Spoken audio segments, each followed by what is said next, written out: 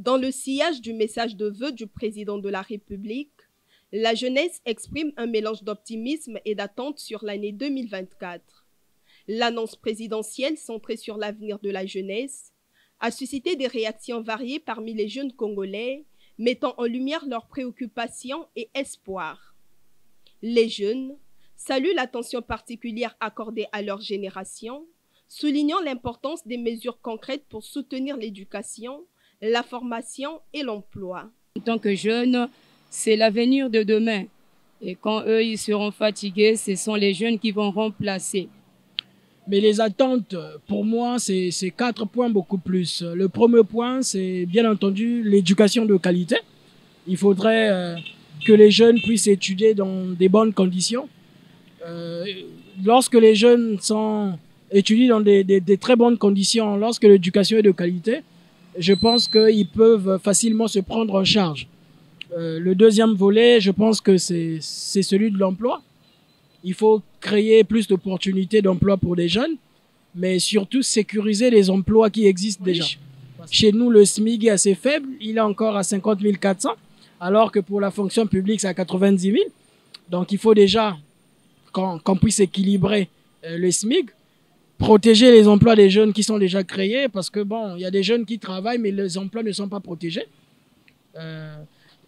Après, l'autre volet, c'est le volet entrepreneurial. Tout le monde ne peut pas travailler à la fonction publique ni dans des entreprises, mais il faut qu'il y ait d'autres jeunes qui entreprennent pour créer des opportunités pour les autres.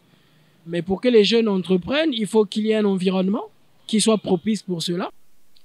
Des attentes articulées principalement sur ces 3 axes prioritaires, les jeunes demandent des réformes éducatives significatives, un accès équitable à l'apprentissage et des opportunités accrues pour acquérir des compétences professionnelles. Le problème chez nous, si on voit beaucoup de jeunes qui sont à la traîne, c'est parce que c'est aussi le problème de formation. On n'a pas des formations qui sont compatibles avec le milieu de l'emploi.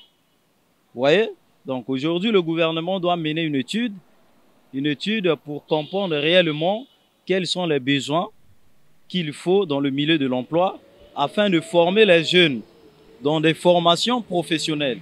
On a besoin des formations professionnelles parce qu'aujourd'hui, si les jeunes sont professionnellement formés, ils peuvent s'adapter dans le milieu de l'emploi, ils peuvent se créer des emplois. Déjà, sur le plan éducatif, pour ceux qui sont encore à l'école, vous savez que nous avons des universités qui manquent par exemple de laboratoires, où des jeunes, ils ont du génie, ils veulent expérimenter leur recherche, leur expertise, mais ils n'ont pas des endroits où faire ces recherches, où mener à bien justement cette expérimentation.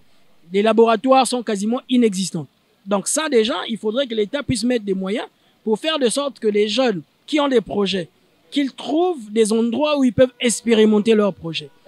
Aujourd'hui, je considère que le secteur numérique, c'est le secteur qui offre plus d'opportunités à des jeunes, mais il faut que le Congo puisse donner plus d'opportunités de formation aussi sur le secteur numérique. Sur le front de l'emploi, les jeunes réclament des politiques favorisant la création d'emplois et l'accompagnement des projets de création d'entreprises. Pour ceux qui entreprennent, nous voulons avoir un peu plus des endroits que nous appelons en fait des incubateurs où on peut accompagner les projets des jeunes. Déjà, pour un jeune qui a une idée, mais on peut accompagner son idée jusqu'à maturité. Pour un jeune qui a déjà son projet à maturité, on peut accompagner ces jeunes jusqu'à décrocher des financements. Bon, aujourd'hui, il y a le FIGA qui existe, ce qui est une très bonne chose, mais même le FIGA, c'est un fonds de garantie. Et le fonctionnement aujourd'hui est un peu biaisé. Donc, on aimerait qu'on puisse restructurer tout ça pour que les tentatives des actions qui sont menées, qui, à la base, sont des initiatives qui sont bonnes, mais dans le fonctionnement où ça pêche. Donc, on aimerait qu'il y ait un peu plus de rigueur pour que les initiatives qui sont créées pour les jeunes servent réellement les jeunes. Alors que l'année 2024 vient de débuter, les jeunes restent vigilants, demandant non seulement des paroles et des slogans, mais surtout des actions concrètes. Leur engagement à contribuer positivement à la société demeure fort, mais ils appellent également les dirigeants à honorer leurs promesses et à créer un environnement propice à la réalisation de leurs aspirations.